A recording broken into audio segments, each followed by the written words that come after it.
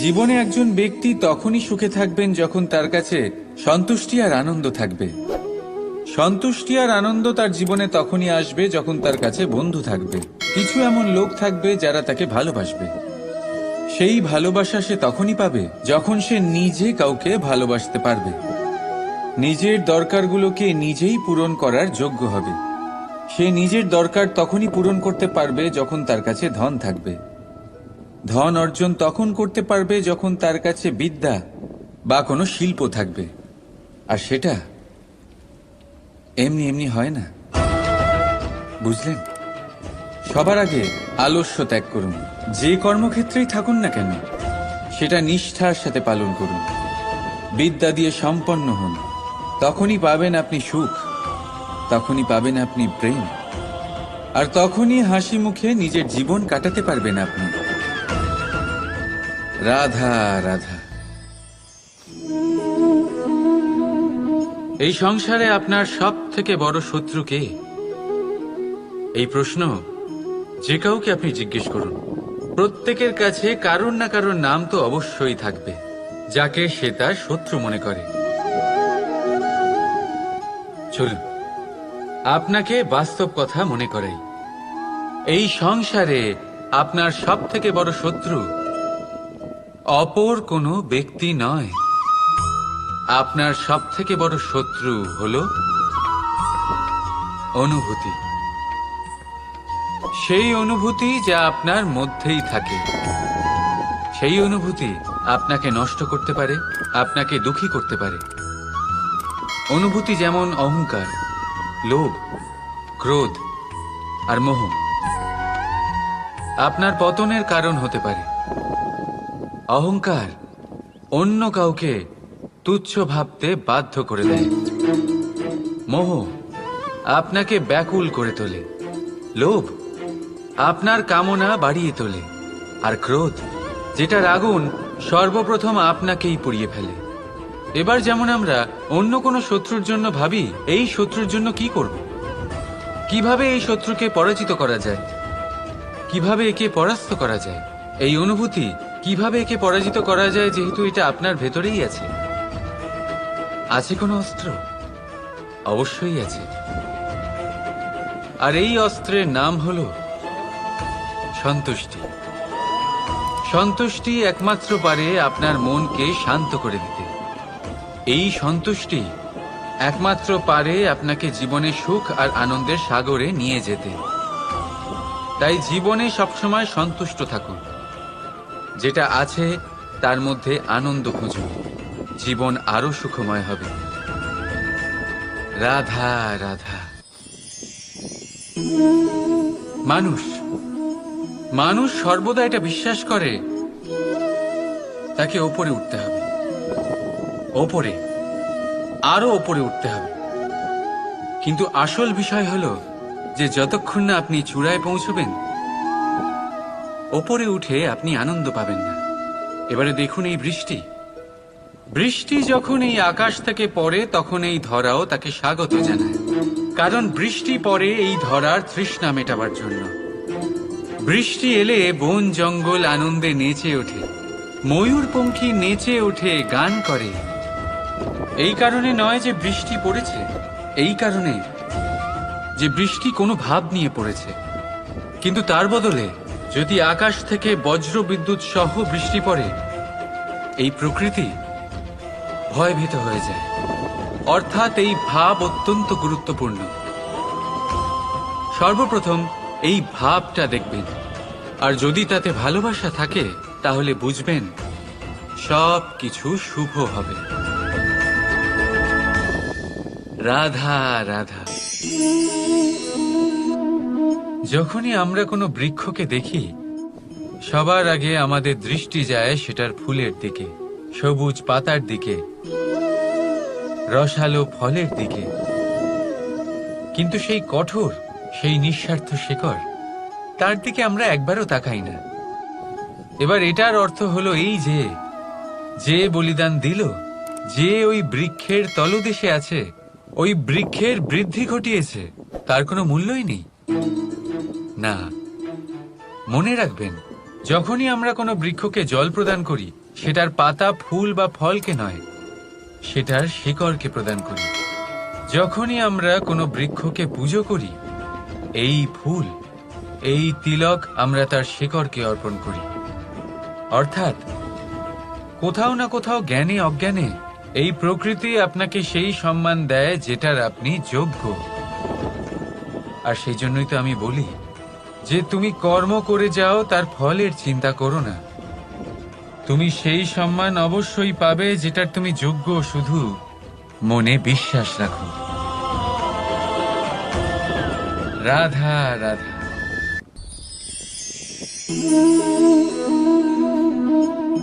ছোটবেলায় একটা জিনিস আমি কখনো বুঝে উঠতে পারিনি। আমি সবসময় আশ্চর্য হয়ে থাকতাম যে এটা কি করে সম্ভব হতে পারে। ব্যাপারটা ছিল এরকম, আমি আমাদের গোয়াল ঘরে দেখতাম ভিন্ন ভিন্ন রং রূপের গাভী। কারোর রং কালো তো কারোর রং সাদা, কেউ খয়েরি তো কারোর রং বাদামি। এবার আমি দেখতাম কারোর কারোর শিং বড় তো কারোর এত ছোট যে দেখাই যায় না। কোনো গাভী আকারে ছোট ছিল তো কেউ একটু বড়। কিন্তু যখন সেই সব গাভী দুধ দিত, তখন আমি দেখতাম সেই সব দুধ সমান, রং সমান, স্বাদ সমান, গুণও সমান, আর সমান পুষ্টিও। এবার আমি এটা বুঝতে পারতাম না। আমার দৃষ্টিতে তো সমস্ত গাভী আলাদা আলাদা ছিল। আমি ভাবলাম আমি মাকে জিজ্ঞেস করি। মাকে জিজ্ঞেস করলাম, মা আমাকে বললেন, কানাই, রং রূপ পাল্টালেও গাভীদের বাস্তবিকতা তো পাল্টায় না। গাভী তো গাভীই থাকবে। এবার আমি এটা বুঝতে পারি না যে মানুষ এটা আত্মসাৎ কেন করতে পারে না। দেখুন, রং, রূপ, জাত, ধর্ম, ভাষা, এই সবের উপরে হলো মনুষ্যত্ব। আর মনুষ্যত্বের একটাই ধর্ম, আর সেটা হলো প্রেম। তাই এই প্রেম আপনি সকলের সাথে ভাগ করে নিন, প্রেমের সাথে সকলের সেবা করুন। এই মনুষ্যত্বর অমৃত চেখে দেখুন, আর আপনি বুঝে যাবেন যে আমরা কেউ আলাদা আলাদা নই, আমরা সবাই সমান। রাধা রাধা।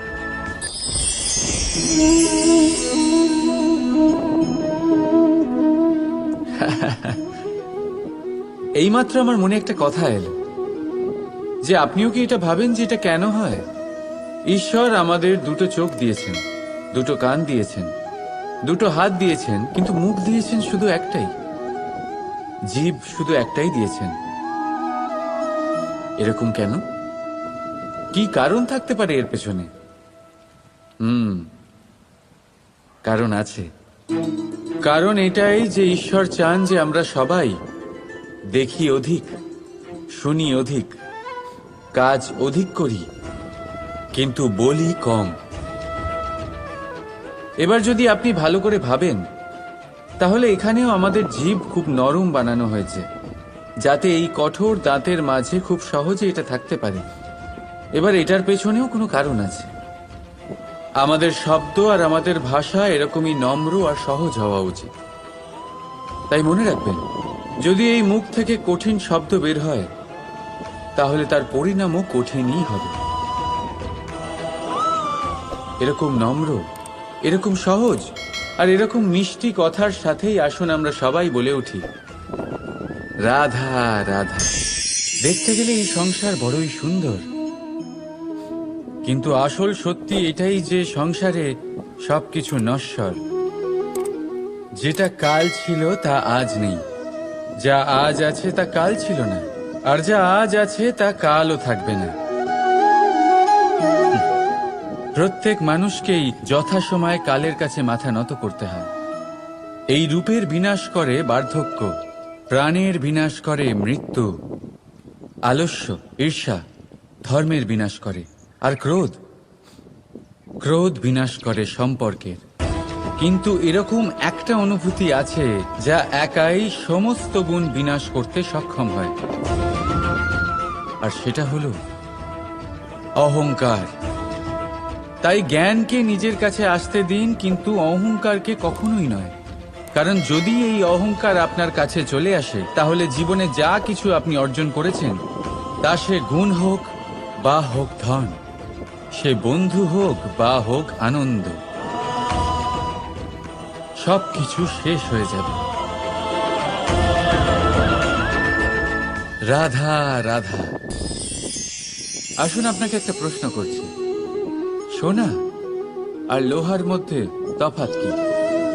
এবার বেশিরভাগ লোকের উত্তর এটাই হবে যে সোনা বহুমূল্য, সোনার মূল্য লোহার থেকে অনেক বেশি। এটা ঠিক, কিন্তু আমাদের এটা ভোলা ঠিক হবে না যে সোনা আমাদের সাজগোজের কাজে লাগে, আমাদের আরো বেশি সুন্দর দেখায়। অন্যদিকে লোহা সেই সৈনিকদের ঢাল ও তলোয়ার হয়ে তাদের রক্ষা করে যারা আমাদের প্রাণকে রক্ষা করেন। এই সৈনিক না থাকলে আমাদের প্রাণও থাকবে না।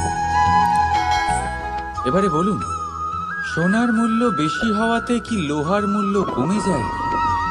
কখনোই নয়। ঠিক সেইভাবে এই জীবনে আপনি যতই চেষ্টা করুন, কিছু না কিছু এমন থেকে যাবে যা আপনি কখনোই পাবেন না, আর সেই কারণে নিজেকে অক্ষম মনে করা অনুচিত। হতে পারে আপনার কাছে সেই গুণ আছে যেটা সংসারে আর কারোর কাছে নেই। সেই গুণটাকে চিনুন, সেটাকে বাড়ান আর সেটাকে ব্যবহার করুন। তাই মনে রাখবেন, সংসারে প্রত্যেকটা ব্যক্তি বিশেষ হয়, আর এই সংসারে সবাই সবকিছু পায় না। নিজেই দেখে নিন, সোনাকে যে দোকানে সাজিয়ে রাখা হয়, সেই দোকানের তালা লোহা দিয়ে তৈরি হয়। রাধা রাধা। এই সংসারে 3 ধরনের আবেগ অত্যন্ত গুরুত্বপূর্ণ, যা প্রত্যেক মানুষের জীবনে থাকে। প্রথমটা হলো আনন্দ, যা আমরা সবাই লাভ করতে চাই। দ্বিতীয় হলো ক্রোধ, এটা তখনই আসে যখন আমরা আমাদের উপর নিয়ন্ত্রণ হারাই বা কোনো পরিস্থিতি আমাদের প্রতিকূল হয়ে থাকে। তৃতীয় হলো দুঃখ, এই দুঃখ তখনই আসে যখন কোনো একটা পরিস্থিতি আমাদের মনের মতো হয় না, বা আমাদের প্রিয়জন আমাদের বুঝতে পারেন না, আমরা অমূল্য কিছু হারিয়ে ফেলি, তখন এই দুঃখ আমাদের হৃদয়ে আশ্রয় নেয়। এই 3 আবেগ হলো এমন যে আমাদের জীবনে আসতে এবং যেতে থাকবে। কিন্তু এই 3টি আবেগের বিষয়ে কোন কথাটা মনে রাখতে হবে সেটা শুনুন। যখনই আপনি আনন্দে থাকবেন, প্রতিশ্রুতি দেবেন না, কারণ যখন মানুষ আনন্দে থাকেন তখন তিনি নিজের বিবেক বোধ হারিয়ে ফেলেন। দ্বিতীয়ত, যখনই আপনি ক্রুদ্ধ হবেন, উত্তর দেবেন না, কারণ ক্রোধের বশে যে উত্তরই দেবেন সেটা শুভ হবে না। তৃতীয়ত, যখনই আপনি দুঃখী থাকবেন, কোনো সিদ্ধান্ত নেবেন না, তখন নিজের মনের ওপর, নিজের কর্মের ওপর, নিজের উপর নিয়ন্ত্রণ রাখতে চেষ্টা করুন। যদি এই 3টি আবেগের ক্ষেত্রে এই জিনিসগুলো মনে রাখেন, তাহলে জীবনে কখনো আক্ষেপ করবেন না। আসুন আমার সাথে ভালোবেসে বলুন, রাধা রাধা। সংসারে 2 ধরনের পথ হয়, উচিত পথ আর অনুচিত পথ। একটা শুভর দিকে নিয়ে যায় আর একটা অশুভর দিকে নিয়ে যায়। অনেক সময় অজ্ঞানতাবশত জীবনে আমরা সেই পথ নির্বাচন করে নিই যা আসলে অনুচিত, তারপর নিজেকে আশ্বস্তও করে ফেলি যে এই পথেই চলতে হবে, এখান থেকে ফেরার পথ নেই। কিন্তু যদি সত্যি বলি, তাহলে এটা শুধুই আপনার ভ্রম। আপনার মধ্যে শুধুমাত্র একটু দৃঢ়তার অভাব আছে, তা জাগ্রত করুন আর বাড়িয়ে তুলুন। আপনি দেখবেন এই সংসারে এমন কোনো পথ নেই যেখান থেকে ফিরে আসা সম্ভব নয়, এমন কোনো মানসিকতা নেই যা বদলানো সম্ভব নয়।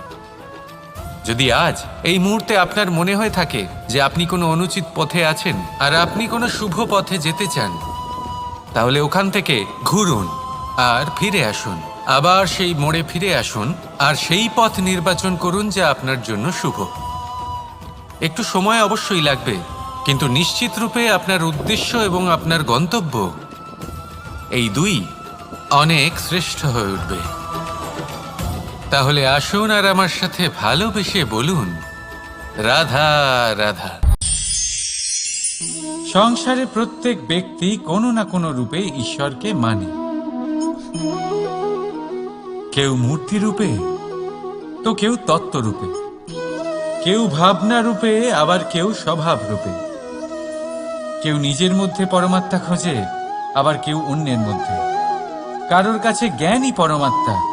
সংসারে প্রত্যেক মানুষই কোনো না কোনো রূপে তার ঈশ্বরকে পেয়েই যান। কিন্তু একটা কথা বলবো, ঈশ্বর প্রথমেই নিজের একটা স্বরূপ পৃথিবীতে আপনার কাছে পাঠিয়ে দিয়েছেন। সেই স্বরূপ হলো আপনার মাতা, আপনার মা। সেই মা যিনি আপনাকে জন্ম দিয়েছেন, আপনাকে বাঁচতে শিখিয়েছেন, আপনাকে সংস্কার দিয়েছেন। যদি আপনি কখনো কোনো অনুচিত পথে অগ্রসর হয়েছেন, তখন তিরস্কার করে আপনাকে সঠিক পথে এনেছেন। যদি আপনি এই সংসারে অসফল হয়েছেন, তখন তার আঁচলের উষ্ণতা দিয়ে আপনাকে আশ্বাস জুগিয়েছেন। সেই সমস্ত কাজ করেন এই মা, যা ঈশ্বরও করেন। সেই জন্য মনে রাখবেন যে এই সংসারে আপনার সবচেয়ে প্রথম ঈশ্বর যদি কেউ থাকে, তাহলে তা আপনার মা। প্রত্যেক প্রতিমাতেই ঈশ্বর নাই থাকতে পারে, কিন্তু প্রত্যেক মায়ের মধ্যে ঈশ্বর অবশ্যই থাকে।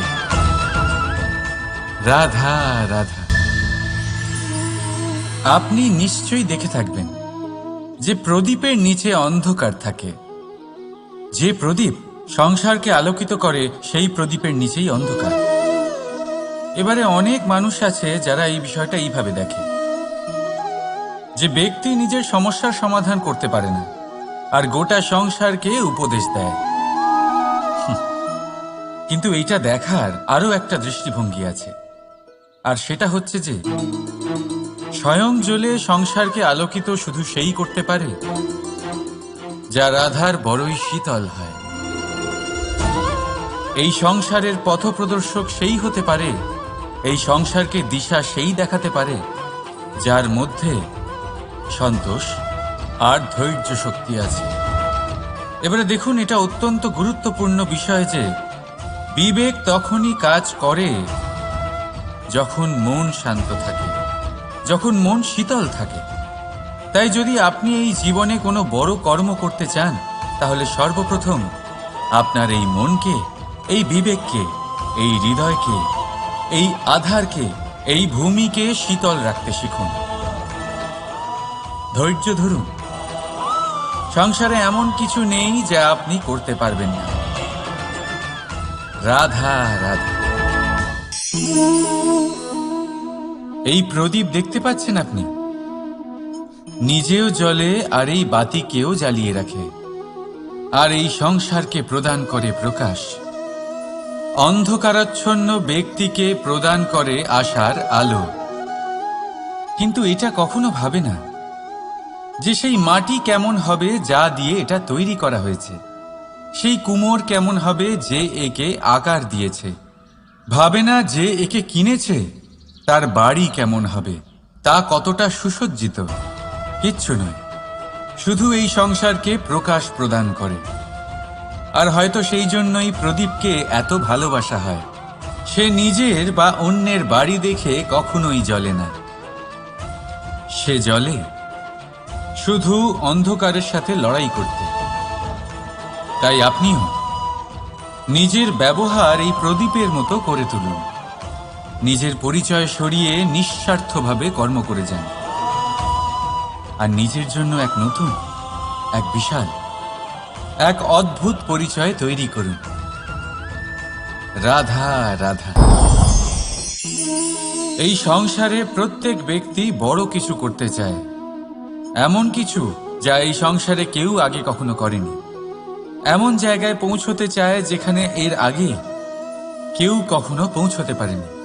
আর কেউ এতে সফলতা অর্জন করে। কিন্তু কিছু মানুষ অসফল হয় কেন? এটাই আমার প্রশ্ন। না তো তাদের ইচ্ছেতে কোনো কমতি থাকে, না কমতি থাকে তাদের চেষ্টায়। তাহলে কেন এরা পিছিয়ে পড়ে? এর উত্তর বড়ই সরল। এই সংসার। আপনাদের বলি কিভাবে। আপনারা সকলে সংসারে মহান কাজ করতে চান, সেই মান, সেই সম্মান পেতে চান যা এর আগে কেউ কখনো পায়নি। কিন্তু আপনার সমস্যা এটাও যে এই কাজে সংসার আপনার সাথে থাকছে না। বড়ই অদ্ভুত ব্যাপার। দেখুন, ভুলে যান গোটা সংসারকে, জীবনে একা একা এগিয়ে চলুন। গঙ্গোত্রী থেকে যখন একটি জলের ফোঁটা বেরোয় তখন সেটা শুধু এক বিন্দু জল। তারপরে যখন সে তার যাত্রা শুরু করে অন্য জলের ফোঁটার সাথে মিশে, তখন সে স্রোতে পরিণত হয়, গঙ্গাতে পরিণত হয়। যদি আপনি জীবনে এগোতে চান তাহলে একলা এগোতে শিখুন, নির্ভীক হয়ে, সাহসের সাথে, ধনাত্মক চিন্তা নিয়ে জীবনে এগিয়ে চলুন, একা এগিয়ে চলুন। আর দেখবেন সেই মান, সেই সম্মান আপনার জন্যই অপেক্ষা করে আছে। রাধা রাধা। কর্ম। মানুষ সর্বদা কর্ম করতে থাকে, আর এই কর্মের জন্যই সে মান, সম্মান, ধন, প্রতিষ্ঠা লাভ করে। এবার মানুষ সবসময় চেষ্টা করে যাতে সে ভালো কর্ম করে যায়। তাহলে আপনাকে বলি, শুধু ভালো কর্ম করাই আবশ্যক নয়, তার থেকে বেশি জরুরি হলো এই খারাপ কর্মকে বোঝা আর তার থেকে দূরে থাকা। কারণ যখনই আপনি কোনো সঠিক কাজ করেন বা ভালো কাজ করেন, কেউ তা মনে রাখে না। কিন্তু এই সংসারে বিষয়টা হলো এরকম, আপনি একটা খারাপ কর্ম করুন আর সেটা সবার মনে থাকে। এই খারাপ কর্ম কাজলের এক কৌটোর মতো হয়। আপনি যতই চেষ্টা করুন বাঁচিয়ে ব্যবহার করার, কিন্তু এই কালিমা কোথাও না কোথাও অবশ্যই লেগে থাকে। সেই জন্য জীবনে ভালো কর্ম অবশ্যই করুন, কিন্তু তার থেকেও বেশি জরুরি হলো এই খারাপ কর্মের থেকে দূরত্ব বজায় রাখা। আর এটা অবশ্যই করবেন। রাধা রাধা।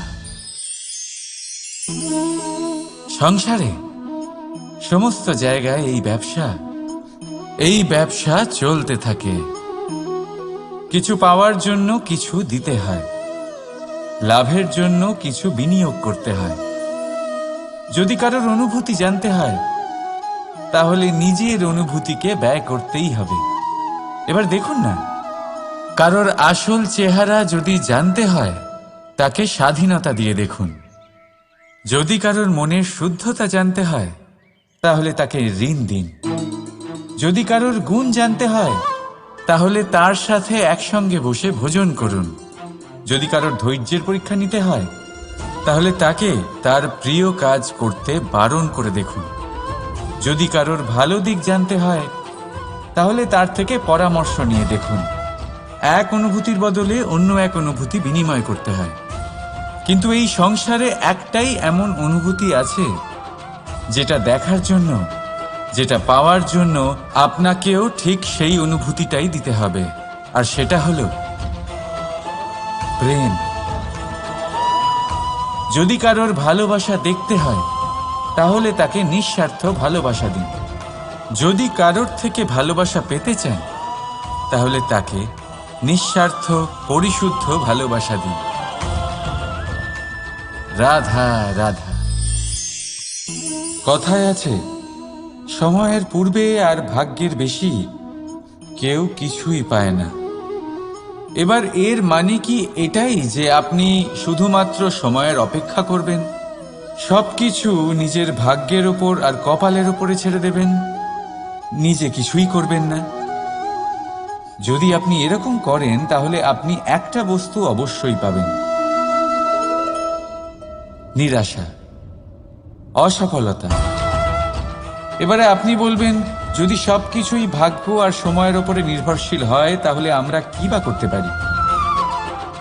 করতে পারেন চেষ্টা, পরিশ্রম।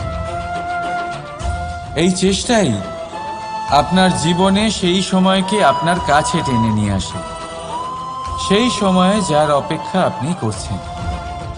আর এই ভাগ্য তার সামনেই নত হয় যে সর্বদা পরিশ্রম করতে থাকে। রাধা রাধা। এই পদ্ম ফুল দেখতে পাচ্ছেন? এর অভ্যেস হলো জলস্তরের ওপরে ভাসা। সেই জন্য জলাশয়ের জলস্তর যখন বৃদ্ধি পায়, এই যে ফুলের কাণ্ড দেখছেন সেটাও বাড়তে থাকে, যাতে এই ফুল জলস্তরের ওপরে থাকে। কিন্তু যখন সেই জলাশয়ের জলস্তর নামতে থাকে, সেই কাণ্ড নিজেকে ছোট করতে পারে না, আর এই ফুল নিজের ভারে নিজেই ভেঙে পড়ে। এবার এটা আমাদের সাথেও হয়। সময়ের সাথে আমরা জীবনে যত সাফল্য পাই, আমাদের জীবনের স্তর বাড়তে থাকে। আর যখন আমাদের সংস্থান কমতে থাকে, আমরা সেই জীবন স্তর ছাড়তে পারি না, আর শেষ পর্যন্ত সেই জীবন স্তরের কারণেই ভারাক্রান্ত হয়ে শেষ হয়ে যাই। সেই জন্য যদি কিছু রাখতে হয়, তাহলে তা হলো দৃষ্টিভঙ্গি। সাধারণভাবে জীবন যাপন করতে শিখুন। সময়ের চক্রও আপনাকে মাত দিতে পারবে না। রাধা রাধা।